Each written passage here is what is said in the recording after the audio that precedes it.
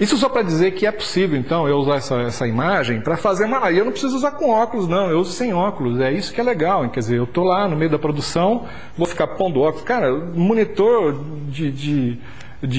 pô, você está num sol de 2 horas da tarde, 3 horas da tarde lá, incidindo em cima, e põe sombra, põe no seu... O negócio é difícil ver. Imagina você não ter que pôr um óculos para ficar olhando.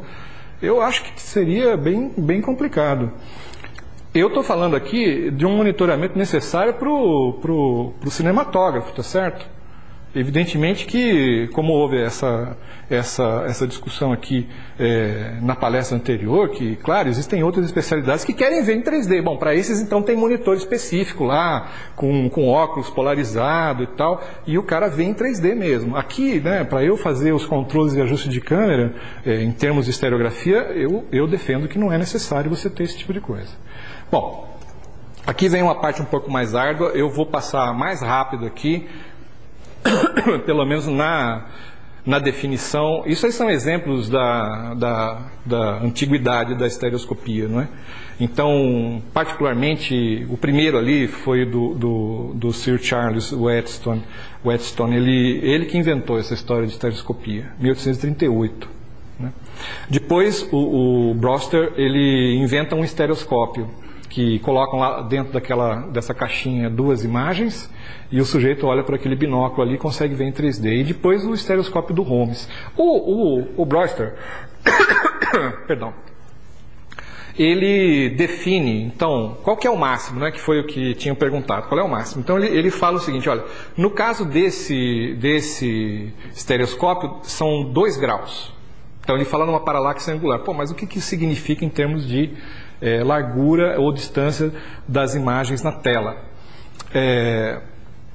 Em 1966, Valius publica um livro chamado Stereoscopy, é um russo, em que ele define isso da seguinte forma, que ele não fala mais em 2 graus, ele fala em 1,6 de paralaxe angular para uma tela de aproximadamente 2 metros, a uma distância de 3 metros e tal, e ele chega à conclusão que é 0,03. Isso dá aproximadamente 30 avos, 30%. Mas essa tela tem em formato 4:3. Se pegamos essa medida e transferimos isso para o formato de um filme fotográfico 35 mm, vocês têm que entender que essa discussão de estereoscopia está sendo feita lá com a fotografia still, tá certo? A maioria delas 35 mm. Então, muitas das coisas que a gente encontra hoje na internet está falando a respeito de fotografia. Então, você tem que fazer algumas adaptações. Então, ele fala que essa distância, aí, se você pegar, fizer as proporções lá, a largura do quadro de um negativo 35 still, ele é 36 milímetros aproximadamente, dá 1,2 milímetros, 1,18, que é o 0,033, por causa da adaptação para o formato, que aqui é 3:2, certo? É 1,5 por 1, né? Bem, então já temos uma medida, a medida de paralaxe máxima, que é 1,2 milímetros. Agora as coisas começam a se tornar mais complexas. Por quê? Esse Berkowitz tenta relacionar qual é a distância dos eixos, não é? Ou seja, vejam só, o que a fórmula tenta responder. Não vamos nos perder aí nas questões dos intestinos da matemática, que a gente pira, né? Qual a distância que eu devo colocar esses 2 eixos para obter essa paralaxe de 1,2 máximo no filme, tá certo? Então ele constrói uma fórmula, existem várias fórmulas derivadas dessa fórmula, e uma fórmula simplificada, que supõe, por exemplo, que a maior distância, tudo depende, quer dizer, tem a maior distância do objetivo, a menor distância, onde é que está o zero, etc, etc. Quando você considera o fundão lá como sendo infinito para a fotografia, tá certo? Vocês têm ideia de que não é infinito matemático ou físico, né? É infinito da fotografia. Quando o fundão é igual ao infinito, a fórmula fica simplificada nesse formato aqui de baixo. Quando eu pego esse formato aqui e aplico num gráfico, a gente tem isso aqui dá uma informação bacana, que é a seguinte, olha só. Só que, claro, isso aqui está pensando no que nós chamamos de hiperestereoscopia. O cara quer fazer fotografia estereoscópica de paisagem, montanha lá longe e tal, aquelas coisas. Isso aqui, então, nos dá a seguinte informação. Se eu tiver uma distância focal, aquela fórmula relaciona a distância focal, tudo, né, em relação a essa paralaxe máxima. Como objetivo é de 300 milímetros, vocês veem aqui, essa faixa amarela aqui, ó.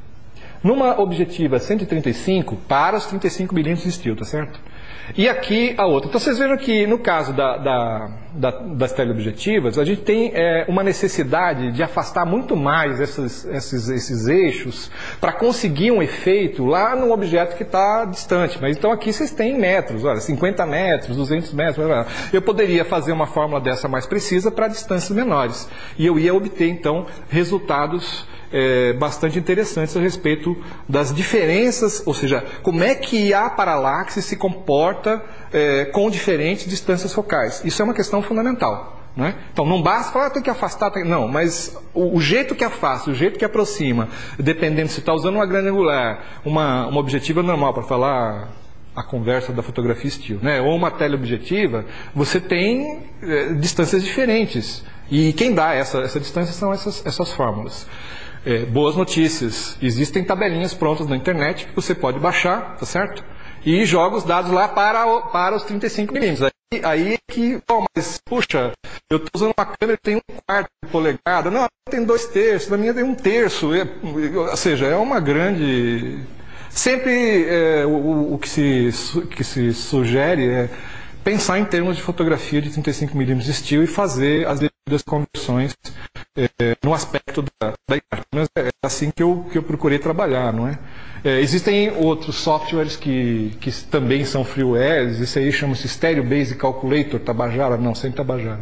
Stereo Basic Calculator, MAOFD, Maximum Acceptable On Film Deviation, paralaxe máxima. Certo? 1.2, que é aquela história do filme 35mm. E ali a distância focal das lentes, distância mínima, distância máxima, a base é que é a distância interaxial. Numa fórmulazinha que é uma derivada da fórmula do Berkowitz. Outro software que é um pouquinho mais sofisticado, que também considera a possibilidade de você fazer o todinho das câmeras, também é freeware, dá para baixar, ele roda bonitinho e tal.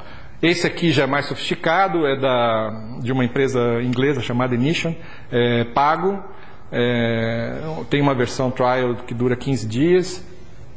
Mas esse aqui é legal, porque você muda o tamanho do sensor. O meu tem 1/4, 2/3 e tal, ele vai dando as devidas correlações. Esse aqui é mais completo, né?